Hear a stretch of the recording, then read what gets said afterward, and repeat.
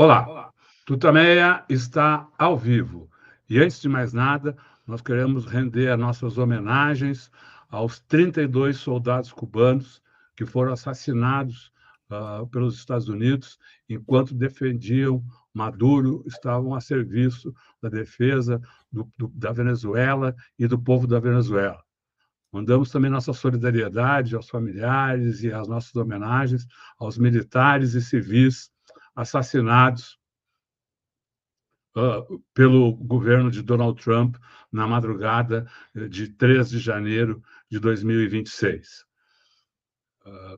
Estamos aqui nos nossos estúdios domésticos, a Eleonora, o Rodolfo, e do outro lado da tela conversa conosco desde os Estados Unidos o professor Gabriel Rockhill, Gabriel Rockhill, que você já conhece dos seus livros, trabalhos, sua militância na discussão ideológica, mas aqui a Eleonora faz uma apresentação mais completa de nosso convidado e inicia a entrevista deste início de tarde. Eleonora. Gabriel, thank you so much for joining us. I will present you briefly in Portuguese and then we start the interview.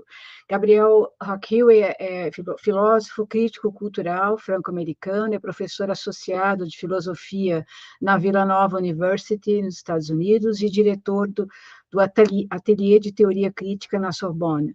Escreveu muitos livros, entre eles Counter History of the Present, Ultimately, Interrogations into Globalization, Technology, Democracy, de 2017. Vários outros. Está lançando um livro sobre o qual a gente vai discutir aqui, Who Paid the Pipers of Western Marxism? Quem paga para os arautos do marxismo ocidental, e em cima está escrito The Intellectual World War, a guerra, né, a guerra mundial dos intelectuais, da intelectualidade. Gabriel, thank you so much again for joining us. I would like to ask you about Venezuela. We are shocked about when you saw the events of in Saturday. What you're feeling? How do you analyze this action of imperialism so brutal? And imperialism is one of the main themes of your work. How do you analyze these actions of the United States?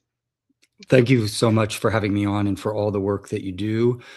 There's a lot of information that we still don't know, of course, and we'll follow it closely in the coming days. But one of the things that is very clear is that the U.S. empire is in decline and that it is acting out in the most violent manner possible in order to try to shore up both its hegemony and its kind of economic control over sectors of the world. And the presence in particular of China across Latin America as the largest trading partner is, of course, a very important part of the global context.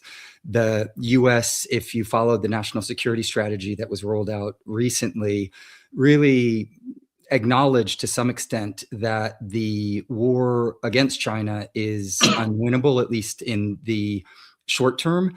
And there is an attempt to fold back onto the regions of the world that the US wants to try to increase its imperial hegemony over, notably Latin America.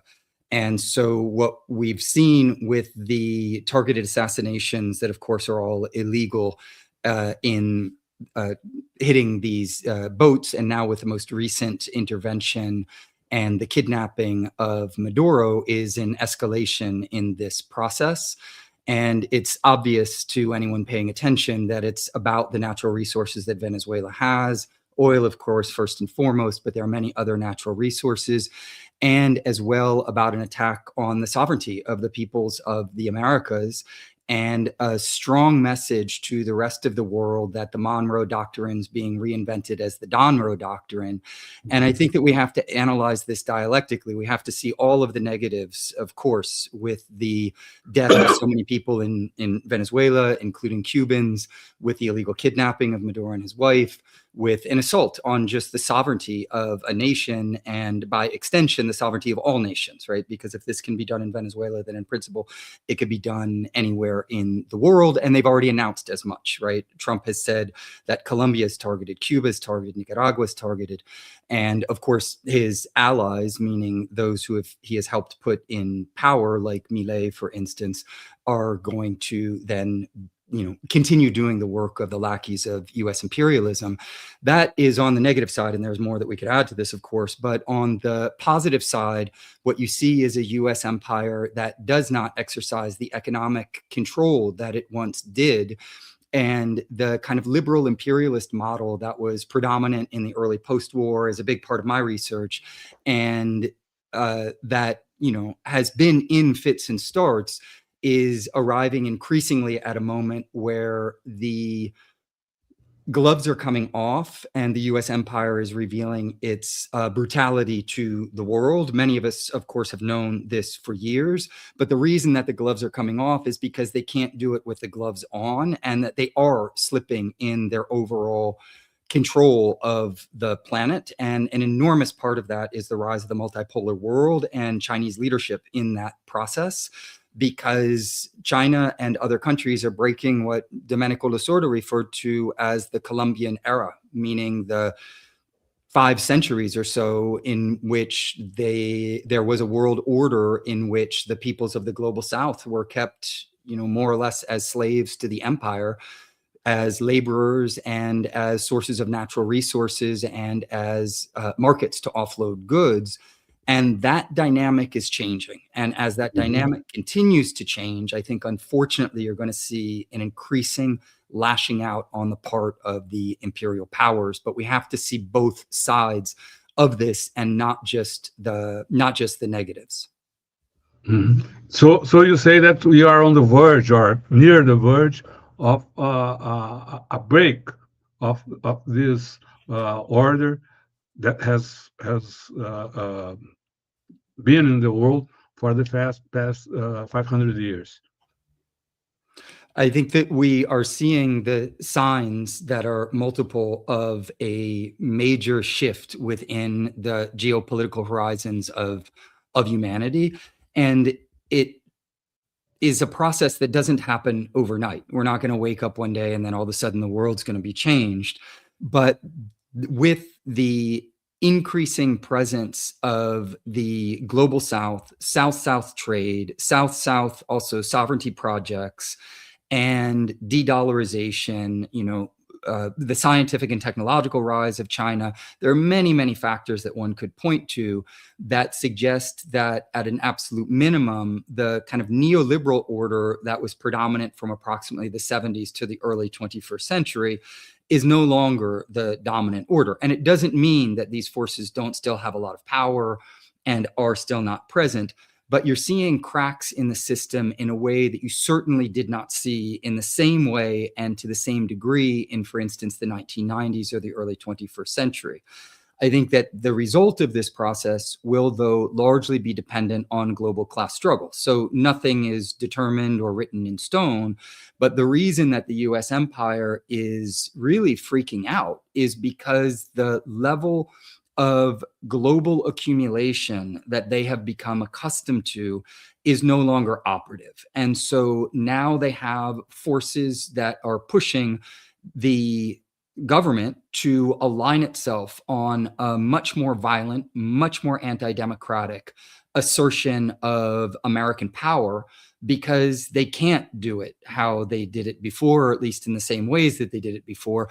And the fact that the Trump administration has now decided more or less to, not entirely, because they'll continue their destabilization campaigns around the world, and a lot of the dirty tricks that those of us who have been studying them have become accustomed to, but they are really focusing on the Americas as the sphere of influence. And so unfortunately, since I know you are both based in Brazil, I think we're moving into a phase that arguably will get a lot worse for the Americas before it potentially gets better. And so it really depends on how we're situated within these global contradictions.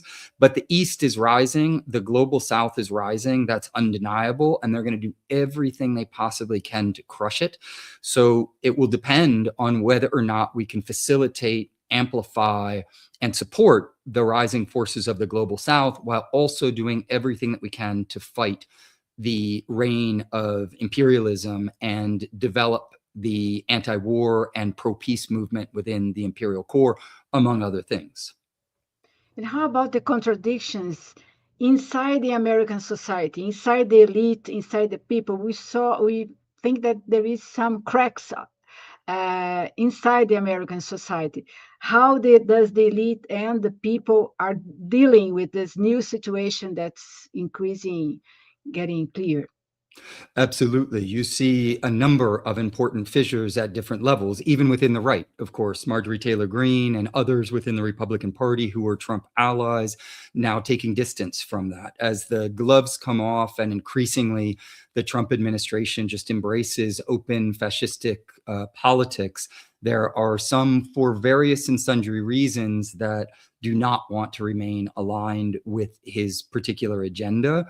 And those are fissures that we should try to maximize as much as possible. Just as the right attempts to divide and conquer the left, we should do the same from the progressive position, is to facilitate as much as possible those who, even if they're taking baby steps to the left or against the kind of fascistic decline that the Trump administration is intent on leading us down, then we should support those. Even within the capitalist ruling class, of course, we all know that the Democratic Party and the Republican Party are just two imperialist strategies, if you will, and they're slightly different. And what we currently see is that, as the Republicans have for quite some time, they have identified the principal war as being the war against China, while mobilizing a whole series of other global conflicts with that in mind, and an attempt to shore up some type of normalized relationship to Russia, whereas, of course, the Democrats for years have been supporting a kind of war on two fronts against Russia and China. And I do think that you see elements of the Democratic Party, particularly within the kind of DSA elements of the Democratic Party, that are far from the type of politics that people like us would want to openly support in a strategic manner.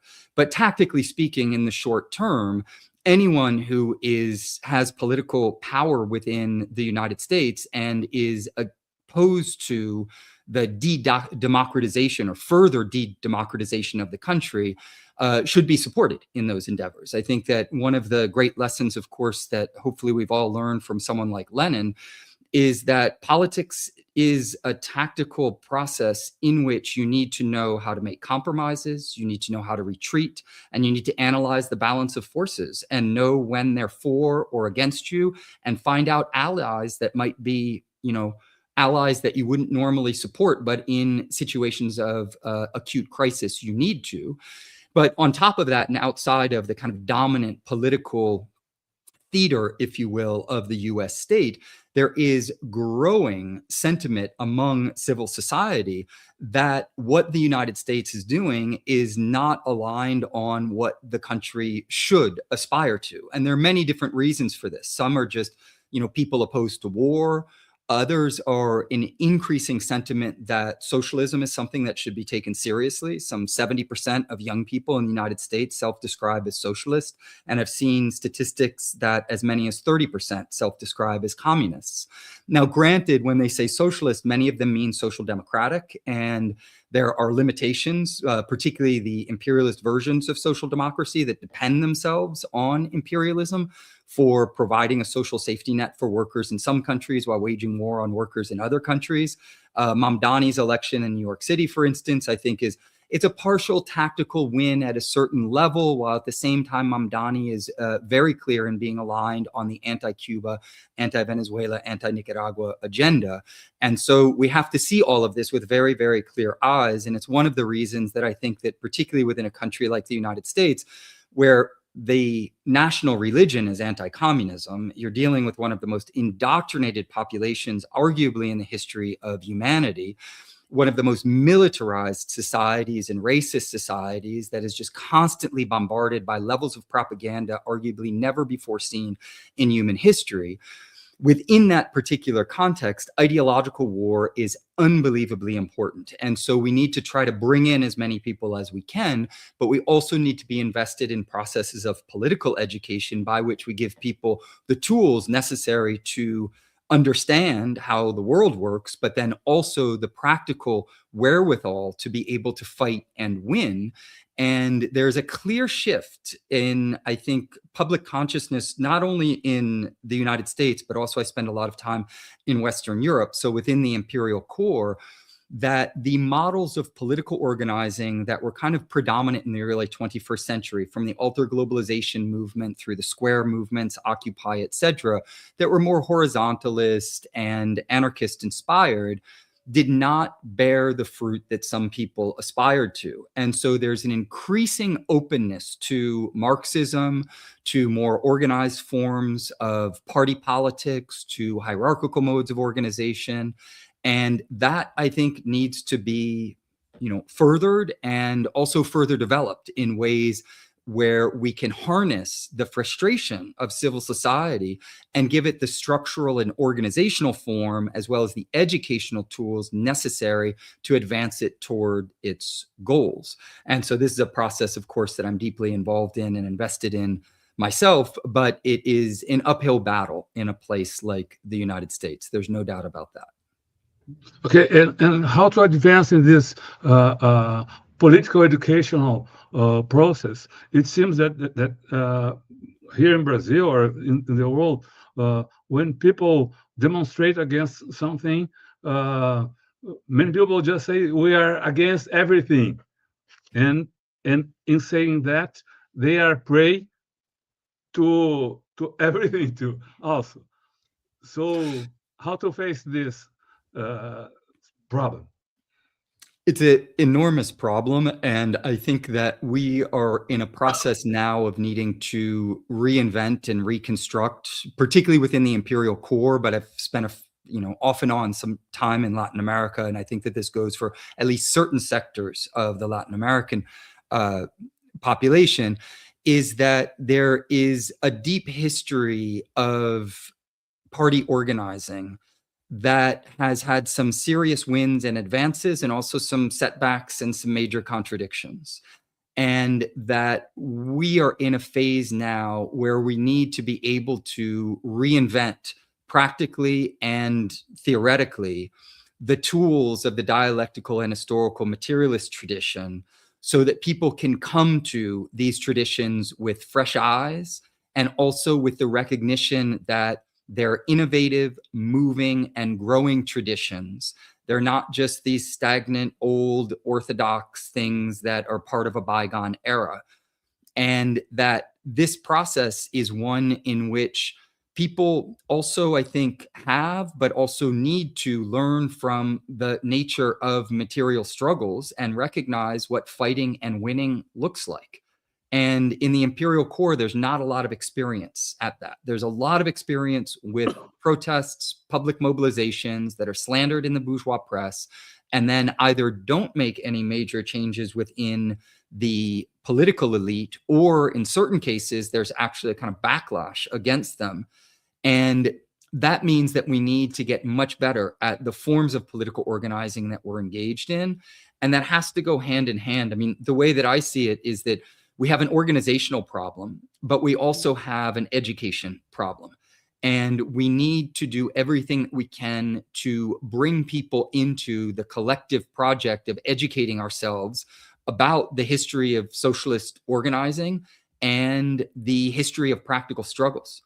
And that will also provide people with tools by which they can move from a kind of defeatist or sideline position into feeling truly empowered, and recognizing that humanity, our collective humanity, has produced tools that aren't perfect, that need to be further developed, but they've produced tools that have shifted the course of human history. And we, as human beings, are the makers of our history. We're not in circumstances, of course, of our own choosing, but we can tap into the brilliant insights and practical advances that have been made in order to advance these projects.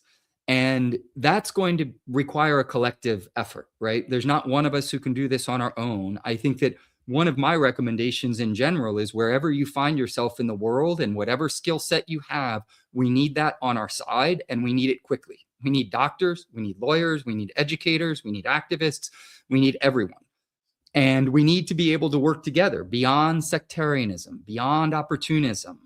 We need to set a horizon for us that is world historical, because right now those are the stakes. The stakes are that either imperialism is going to win in destroying the sovereignty of humanity on Earth and the planet in the process, because we're now code red for humanity, and we could have an ecological collapse that would mean that all or a significant portion of humanity would simply be eradicated. This sharpens global contradictions to a level arguably never seen before, although, of course, nuclear annihilation has been a possibility since about the 1940s. But the doomsday clock, if you follow it, meaning the risk of nuclear annihilation, is closer to midnight than it ever has been. So that means that the stakes of global class struggle are higher than ever, and we need to set our differences aside, shelve our assumptions and our presuppositions, and come together and find ways of collectively advancing toward a more egalitarian and ecologically sustainable society by whatever means that takes. Yeah, but to do that, would it be necessary to have like a force, Party. a party, Absolutely. or international force that would call to action and would be like a pole to all of this? Do you see this happening? I do think that the party form has been unnecessarily and ignorantly derided by many forces within the intelligentsia, the journalistic sphere, even within the activist world, and that the party form has proven its ability to fight and win, and that we need to recognize that. While at the same time, of course, there have been parties that have been corrupted by opportunism, by being infiltrated in various ways, by sectarianism and other things. So we need healthy, well-functioning, democratically centralist types of parties that can work towards, common goals. And right now on the global scene, we're not in a situation like we were during the Third International, or even during the great anti-colonial struggles of the 50s and 60s and 70s. We're in a very, very different world in which there is clearly a massive decline in political organizing and labor organizing within the imperial core, just to take that example because I know it well.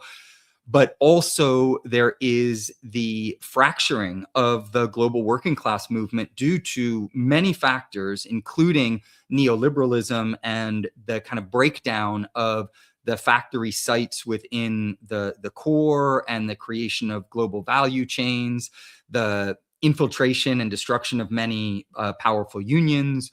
We don't currently have an international like many of us would aspire to.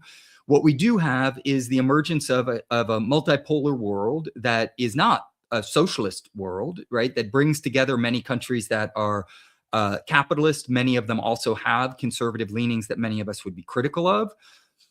We do have a small socialist, ring of countries that are doing extremely important work. And according to Purchasing Power Parity, the Chinese economy is the strongest in the world and continues to rise and seems like it can't be stopped by all of the imperialist endeavors. And so I think on the horizon, we definitely need to support more of the development of a multipolar kind of global South rise, while at the same time, we need to try to find ways of giving that structure and form and power that surpasses what we have thus far seen. What precise form that will take, I don't know, and I'm not well positioned to articulate given my own kind of position within global class struggle. But I'm optimistic about increasing leadership on the part of the strong socialist countries. and would definitely be supportive of more internationalist endeavors in order to move not just toward a multipolar world, but ultimately the horizon of our struggle needs to be socialist. And so articulating how a multipolar world relates to the struggle to build socialism is one of the most important theoretical and practical struggles. I would just point out that in spite of what appears to be, although I certainly hope that it will be there will be backlash that makes this untenable. But there appears to be, of course, a major setback in Venezuela.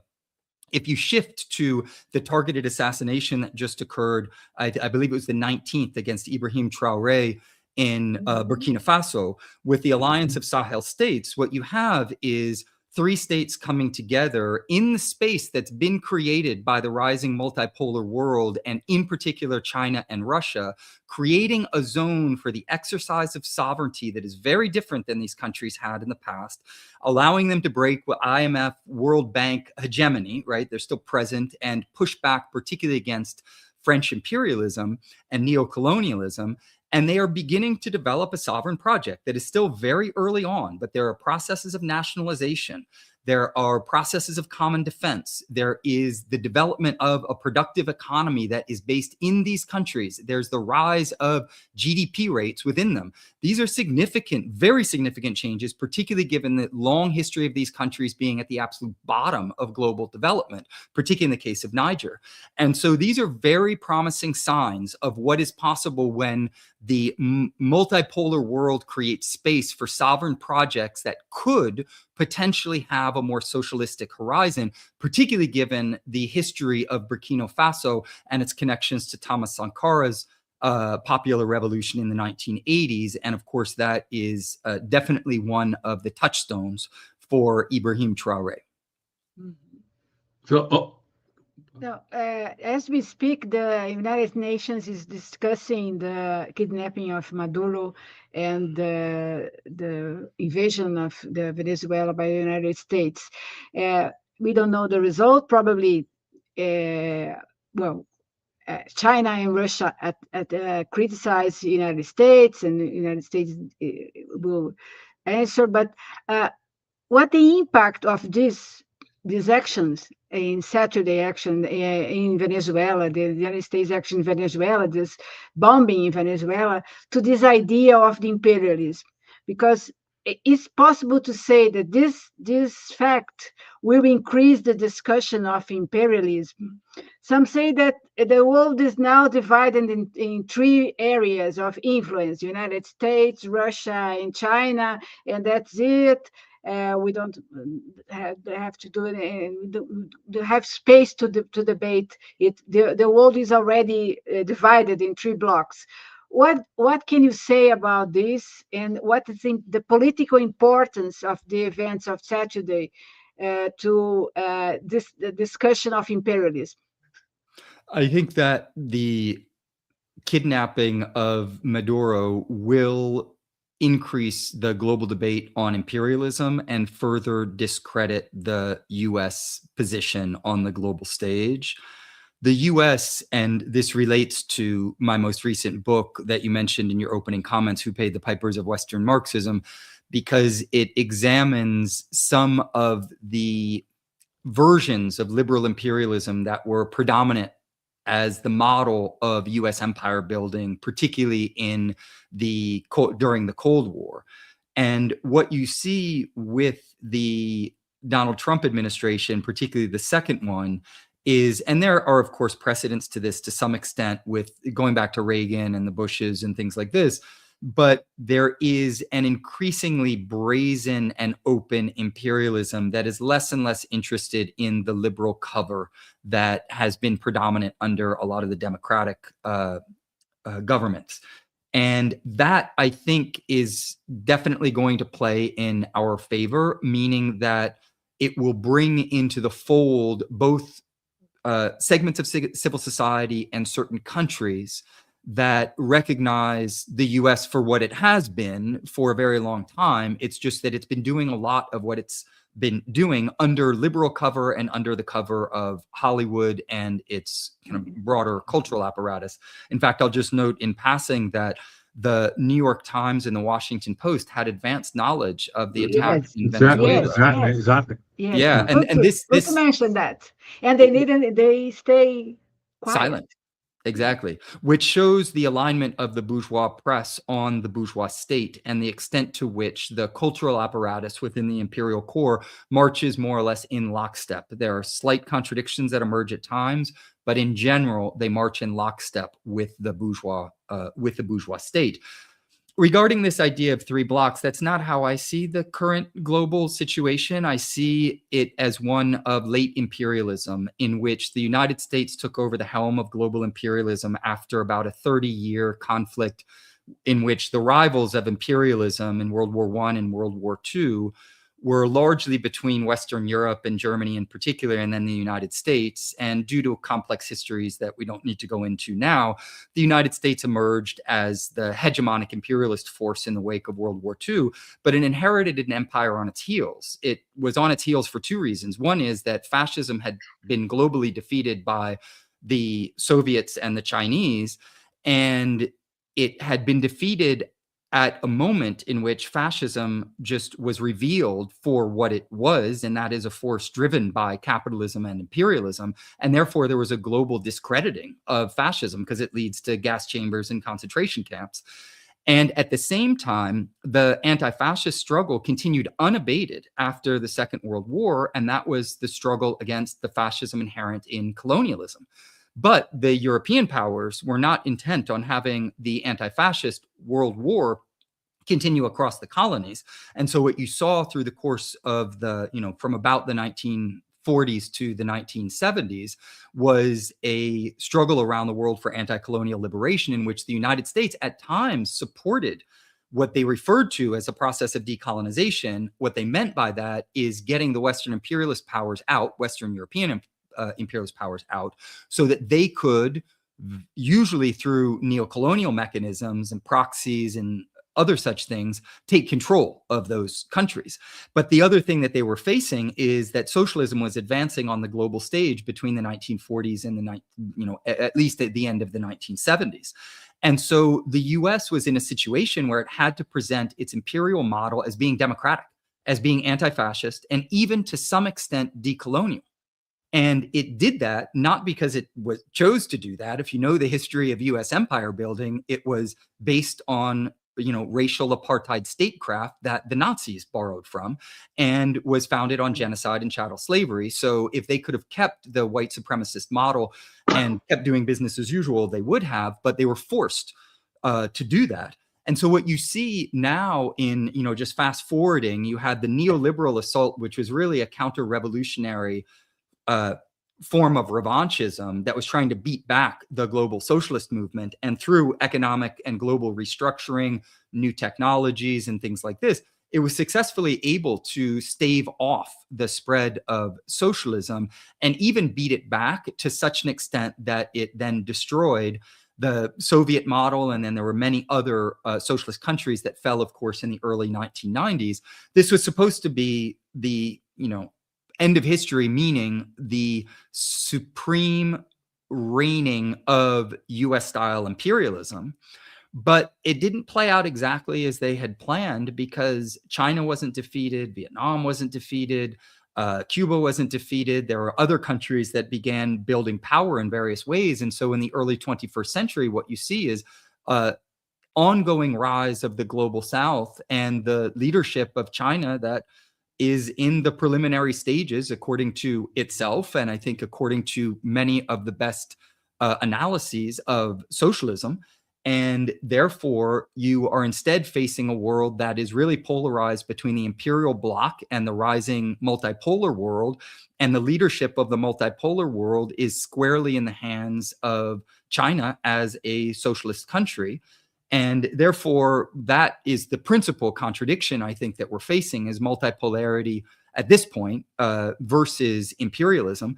And therefore, what we need to do is support multipolarity. But again, as I mentioned a moment ago, not for its own sake. We don't need a world that has many different capitalist poles. What we need is a socialist world. And in order to get there, though, in a world dominated by imperialism and a world where neoliberal revanchism has beaten back the socialist alternative, we really need to build power across the global south and, of course, within the global north as well, in order to bring imperialism to its heels and thereby create greater space for projects of autonomy that I think will lend themselves to the development of socialism.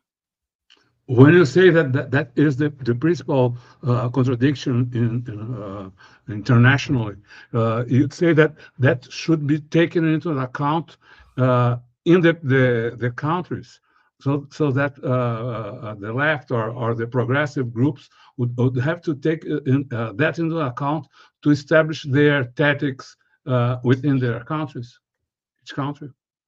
Yeah, no, definitely. I think that if countries understand that that is the principal contradiction in the world is that of imperialism, and that's the contradiction between the dominant imperial forces in Western Europe, who are the junior partners to the US imperial project, and largely the rest of the world. Of course, there are satellites, if one points to, Japan, South Korea, etc.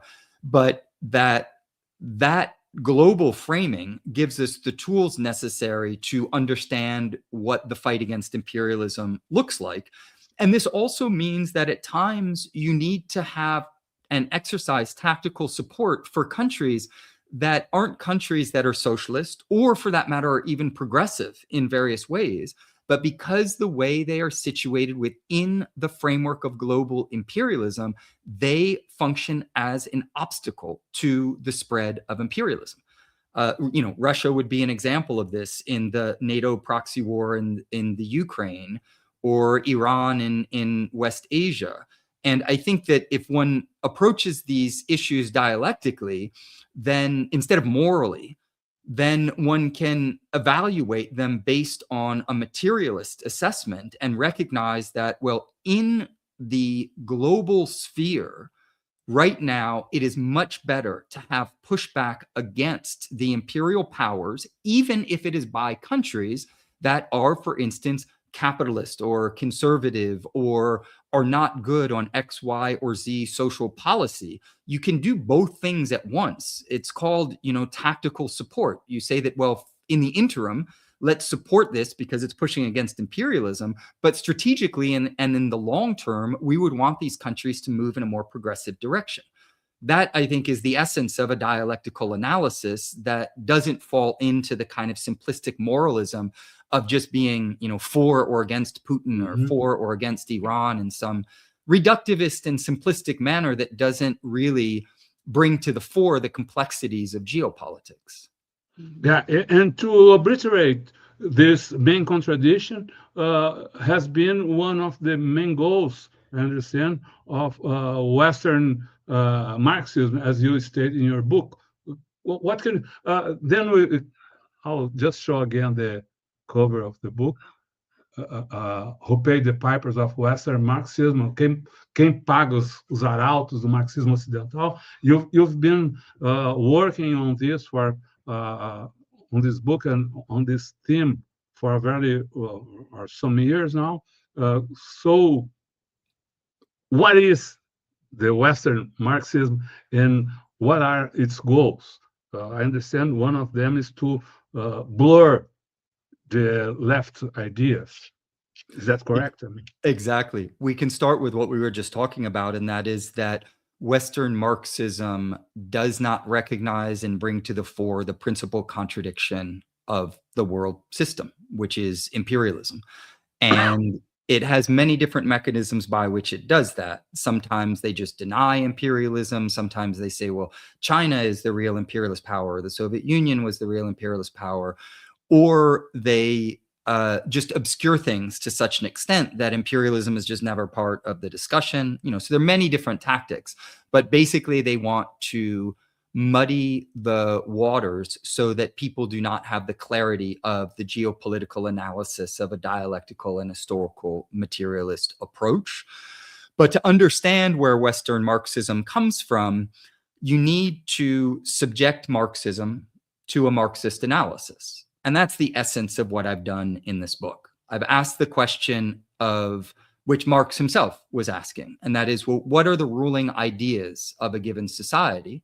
Well, they're the ideas of its ruling class, because the ruling class doesn't only own and control the means of production, it owns and controls the means of theoretical production. It oversees, directly or indirectly, the universities, the publishing houses, the media platforms, the entire nexus of magazines, journals, conferences, junkets, etc. And in doing so, it has a vested interest in making sure that the ideas that are shared within that world function in line with their overall interests. And so Western Marxism early on was simply a result of the perversions of Marxism that were due to the history of imperialism, meaning that as imperialism overdeveloped the imperial core at the expense of the colonial periphery, it gave birth to a labor aristocracy or a working class that benefited directly or indirectly from the wages of colonialism. And the version of Marxism that Lenin already presciently diagnosed in the early 20th century was a version of Marxism that fought for workers' rights and workers' power within a single country, but either ignored or openly supported colonialism, as well as imperialist wars. Right? This is Lenin's critique of Kautsky and so many other of the social chauvinists within the Marxist movements within the imperial core in Germany in particular. But as you follow that history out, that version of Western Marxism, or what I say in the book, could also be called ultimately imperial Marxism, because it's the perversion of Marxism that's a result of imperialism, or the travesty of Marxism. As you follow it out, when this version of Western Marxism that Lenin was diagnosing was still directly linked to class struggle, union organizing, and these were militants who, granted, were social chauvinists, were putting the European workers before all other workers and the workers of their individual nation states before all others, but they were militantly involved in class struggle.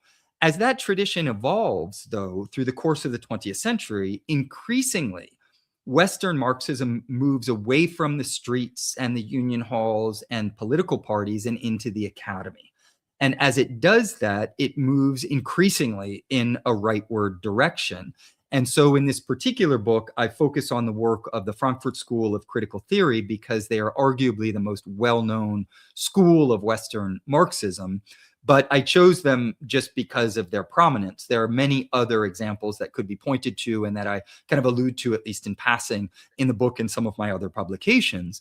What you have in this case is an academic version of Marxism that tends to be, with almost no single exception, hostile to any form of socialism that exists in the real world, insofar as it's a state-building project. Now, in the case of the Soviet Union, that was clear, and all of the Eastern Bloc, they were categorical about this. In the case of someone like Herbert Marcuse, he was later radicalized, and there are some interviews where he says, well, I have some hope in Cuba, maybe some hope in China, but he often then qualified that as being the hope in a version of socialism that was anti-Soviet, and yet he still tended to walk even those comments back and say that, well, we still don't have anything like socialism in any of these countries. And so what you have in the Frankfurt School and many other Western Marxist accounts is a rejection of the principal bulwark against imperialism, which is actually existing socialism and state-building projects.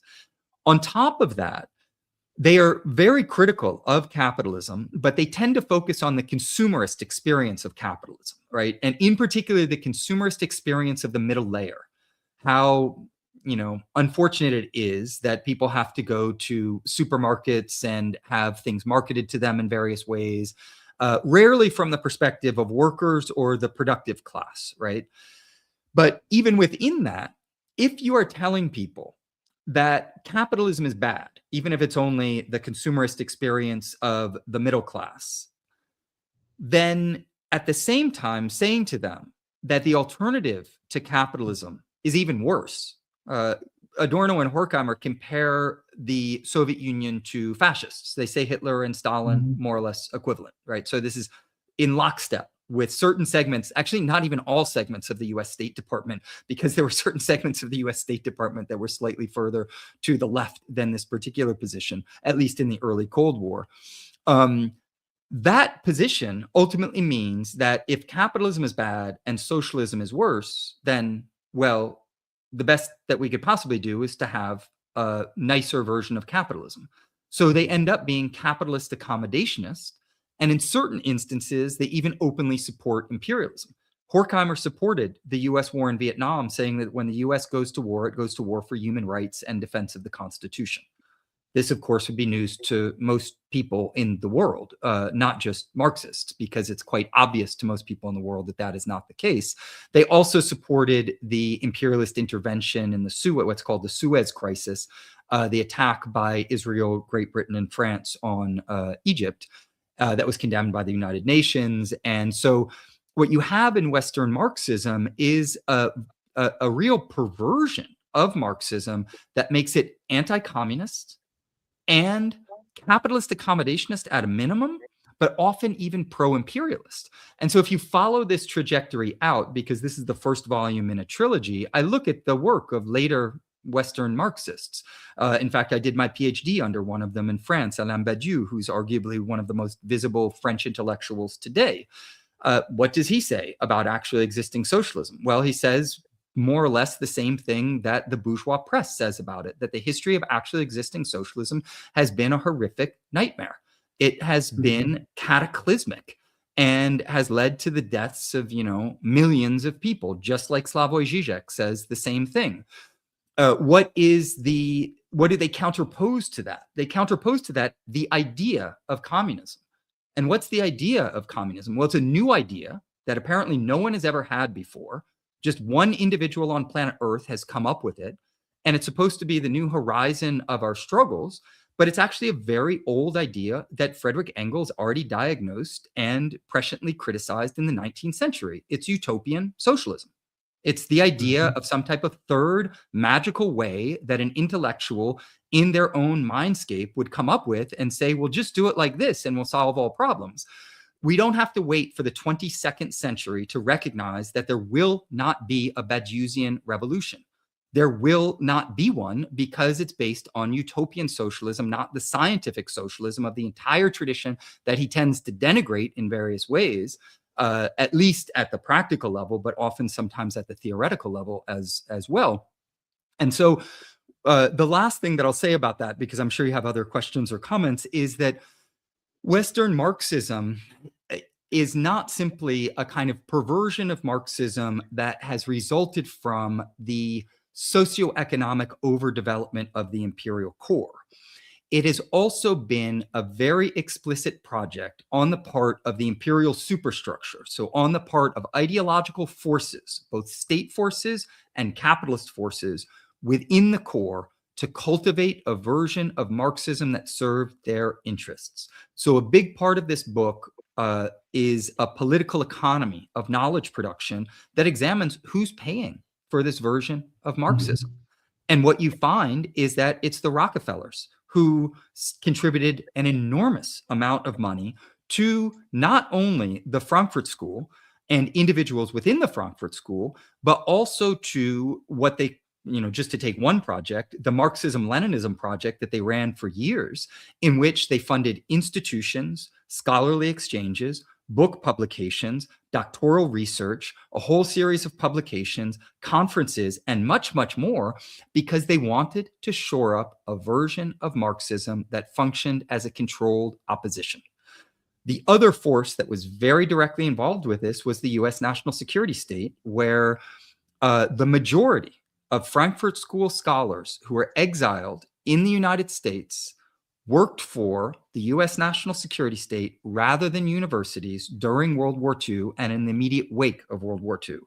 And I go through in great detail the work that they did for them and continued to do for them, including after they moved into their university positions. In fact, in the case of Marcuse, he was still a State Department operative when he started working at Columbia and Harvard in Central Intelligence Agency cutouts, meaning institutions that were set up as the Russian Institute and the Russian Research Center that were stocked with US national security state operatives who were doing the same work that they'd been doing for the state, except for they were doing it under university cover. And so a lot of my work brings to the fore what I refer to as the military industrial academic complex. So the way that the military indexing the state, industrial referencing the capitalist ruling class, and the intellectual, of course, referencing or academic referencing the intellectual class, that this triangle of power goes a long way to explaining what ideas are hegemonic within the imperial core, because we don't have ivory towers or isolated, universities. What we actually have is a power complex that is driving the production of certain types of ideas. And how that translates into the social and political struggles. I mean, it seems that there are so-called left forces that are always saying that this is not enough. I mean, this is something we are moving forward, but it's not the right direction, or better do nothing.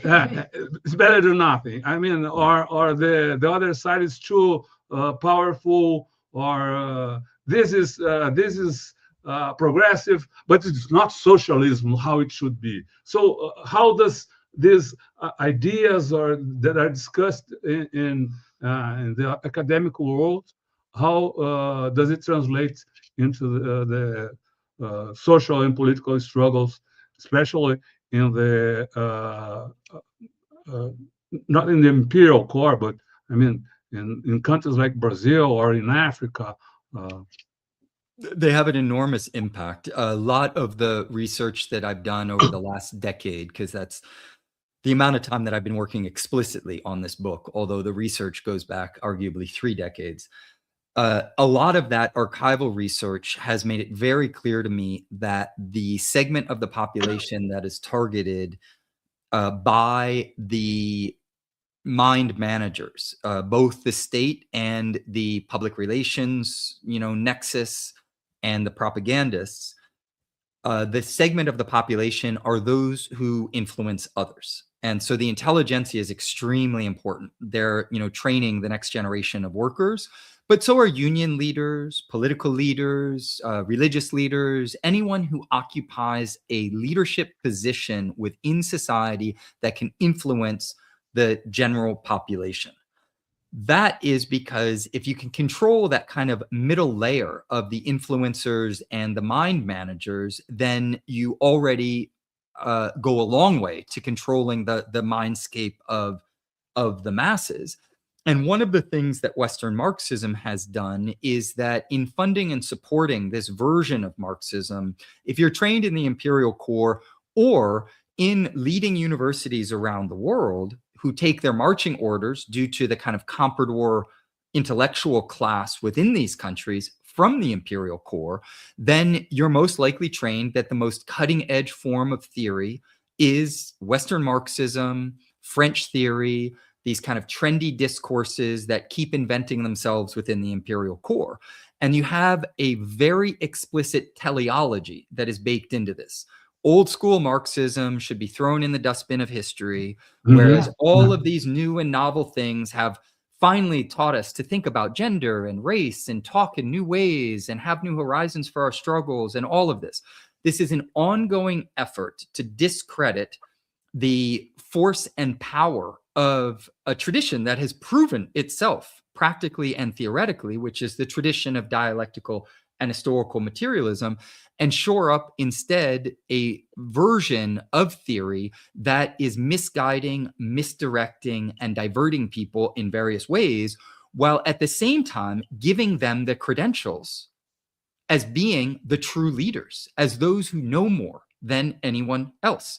And so there's a kind of chauvinism that's baked into a lot of the promotion of these theoretical discourses. And that chauvinism has an enormously nefarious impact on organizing, which, of course, I've seen in my own world here in Philadelphia, but then also when I'm in France, and I'm sure you've had experience there as well. And this takes many, many different forms, but the kind of core of it is that somehow there's this discourse that knows better, is more advanced, is more avant-garde, when in fact, this discourse is funded and supported by the imperial ruling class and by their bourgeois state managers, because it's actually the discourse of the rear guard. They're trying to hold back human history from development. That's what they're trying to do.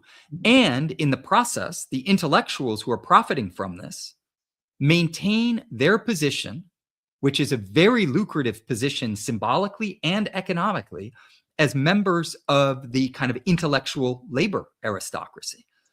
And in doing that, they're willing to throw the workers of the world and the oppressed peoples of the world under the bus because they can create the illusion that they're not doing that and have it broadcast around the world that they're actually promoting something that is progressive. That's one of the reasons, to come kind of full circle to what we were talking about a moment ago, it's so important to center the primary contradiction and ask a very simple question that I grew up in. I mean, I studied under Jacques Derrida before Badiou. I've done interviews with all these people. I lived in this world for a very, very long time. A question that they're almost never asked is, where do you stand on imperialism? And if they're asked the question, I guarantee they probably won't even understand it, because they'll interpret it as Chinese imperialism or some other, misinformed idea, because they don't study the world. They study themselves and their internecine debates. And they don't have a geopolitical analysis that is comparable to anything that you'd find in a materialist tradition. So all of this means that what we have to do is kind of diagnose both the economic forces that are driving the theory industry and the ideological forces, right? Because it's both of them that are shaping this overall theory industry, and highlight the extent to which the theory industry it's an imperial theory industry. That's what's driving it, right? But that imperial theory industry isn't advancing humanity. It's not teaching us new things. It is holding back humanity from scientific knowledge, scientific in the sense of, a rigor that can be applied and perfected over time. Not some harebrained idea of science being able to predict the future or know all things or anything like that, but being able to reason, not be irrational, very basic things. And that imperial theory industry is an impediment to the advance of praxis, of the use of reason in order to practically assess the world and intervene in it in order to advance us to the place that we need to get. And so in many ways, my book is a call to arms to diagnose what the imperial theory industry is, where it comes from, and most importantly, what its function is in global class struggle, but not to simply remain there and be critical of them as individuals for that matter, but to diagnose the whole system so that you can see it as a building block within the imperialist system. The imperial theory industry is nothing more than an outgrowth of imperialism. And if we're serious about fighting imperialism, then we have to have a clear account of what the struggle against imperialism looks like. And it's not just diagnosing, it's also drawing on those tools and those traditions that allow us to advance towards an increasing socialist horizon, which I describe in the book as anti-imperialist Marxism, which is, just to be clear about it, it's Marxism. Too cool. It's Marxism without the perversions of imperialism, right? It just is Marxism, but unfortunately, we're in a situation where we actually have to qualify that and say, no, the Marxism that is scientific, not the irrational one that is capitalist accommodationist and tends to support imperialism, like real Marxism,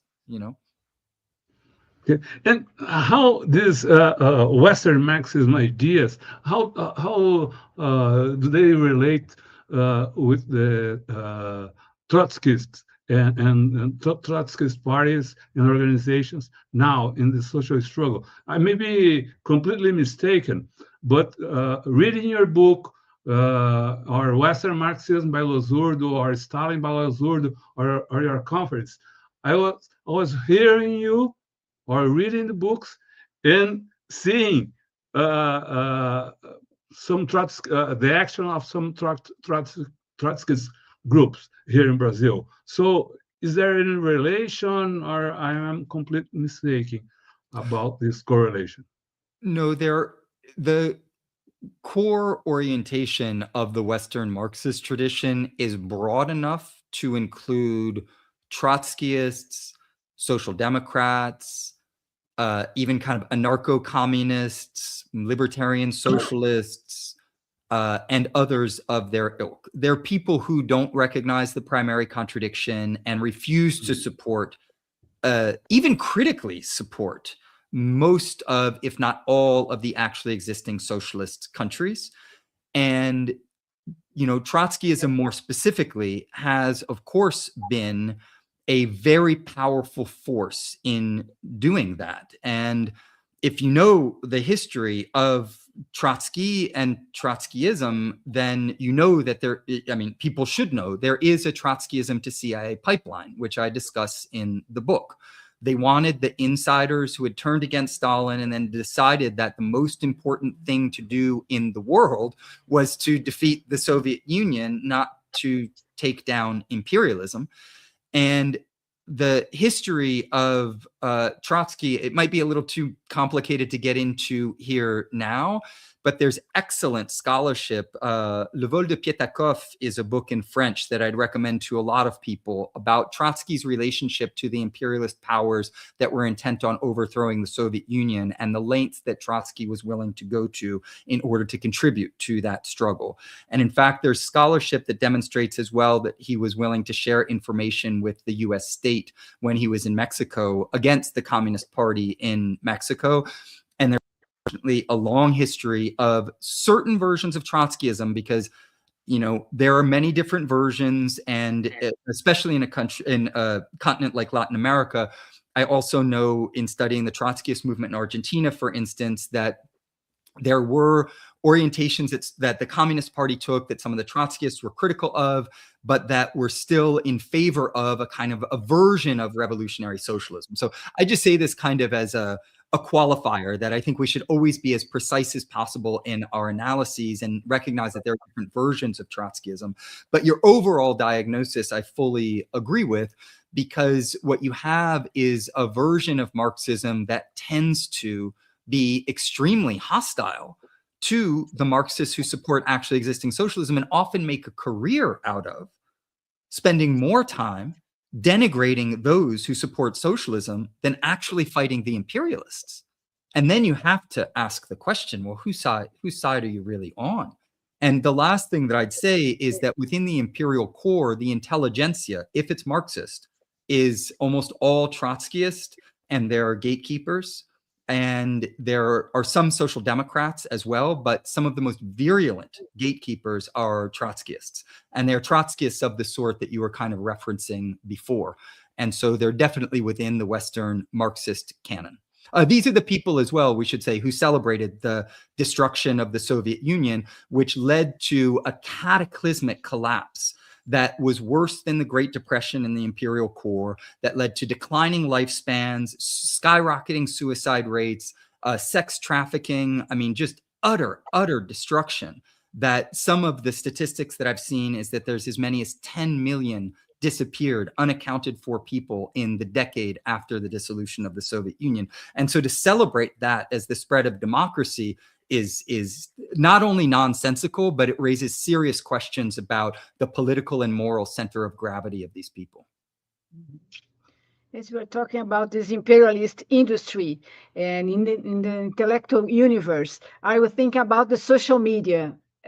What link can you make this industry, imperial industry, and the social media, and how to resist and how to create another way of sharing and analyzing the world?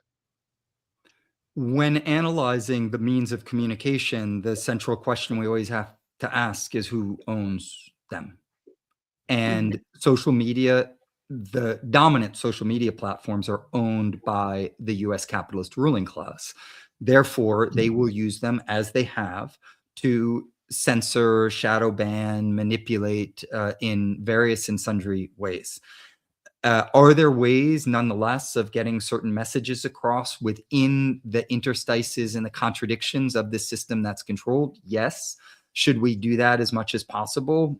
Yes, I think there is some value in reaching people within these platforms, just as we would do it within, you know, the bourgeois publishing industry or within bourgeois newspapers or other such platforms. But ultimately, the horizon of struggle needs to be for sovereign and autonomous and democratic means of communication and digital platforms that are owned by the people or by people's governments, not by those who have a vested interest in maintaining a system of unbridled social and ecological murder. So I'm very supportive of all of the endeavors to develop more autonomous platforms. You know, the Chinese are obviously quite advanced in this because of their technological and scientific developments with WeChat and many other such platforms. But I think that the greater democracy is absolutely necessary, because whenever they decide to shut, you know, certain voices down, they own and control them. So this kind of anarchist pipe dream that we could just take over digital spaces and not own and control them is not going to lead anywhere in the long run, because of the question of property. So we are in the beginning of a new year of 2026. What are your ideas about what may happen in this year and this? Well, I think we're going to see a continuing rise of China and its environmental civilization, as well as its international development projects, are going to continue to break records and be a beacon for global development. I think we'll also see a continuing rise of the multipolar world in fits and starts and some difficulties and contradictions, of course. While at the same time, I think with the liberal imperialist model of the United States shifting increasingly in the direction of an openly fascistic, with thinner and thinner liberal cover version of imperialism, I think that the dark clouds are gathering over the Americas, and that the Monroe Doctrine being reinvented as the Donroe Doctrine, the capitalist ruling class with their current, you know, manager in Trump and his administration, is looking to shore up regional dominance, because at a certain level they do recognize that the global dominance is shrinking. It's just that they're pulling back, I think, a little bit in order to try to shore up their levels of accumulation, buy time, and ultimately they still want to fight the war against China. But I think there are dark clouds gathering over the Americas, and I include the United States in that, of course, due to the ongoing war on immigrants, the crackdown on universities, on journalism, on news and information. And so the anti-fascist struggle has to be in the absolute forefront, as well as the anti-imperialist struggle, of course. The other element that I think is very important is that as the US continues to move in this direction, it is going to be increasingly discredited on the international stage, and that we need to take advantage of that to move people more to a socialist horizon, and that there is rising interest within, even within the United States, but also Western Europe and elsewhere, with socialism and with forms of political organizing that people from my generation, I was born in the 70s, or my parents' generation, unfortunately have largely been indoctrinated into thinking, well, these are corrupt, they don't work, you know, we shouldn't pursue these avenues. Young people in particular, but also, you know, plenty of people of my generation and older, are recognizing that, well, no, we need some more radical solutions, because global class struggle is, you know, the contradictions are sharpening. And I therefore anticipate increasing rise in a socialist movement, both kind of nationally within the United States and in the imperial core, but also internationally. At the end of the day, though, to kind of come full circle, we're the people who make history, not some, mechanical laws or some blueprint that's out there. And history has been written to some extent because of all the material forces and the inertia of those material forces. But a lot of the coming year is going to depend on what we do and the projects that we're involved in and how far we can push them, bring people in, and develop the power necessary to move history in the right direction.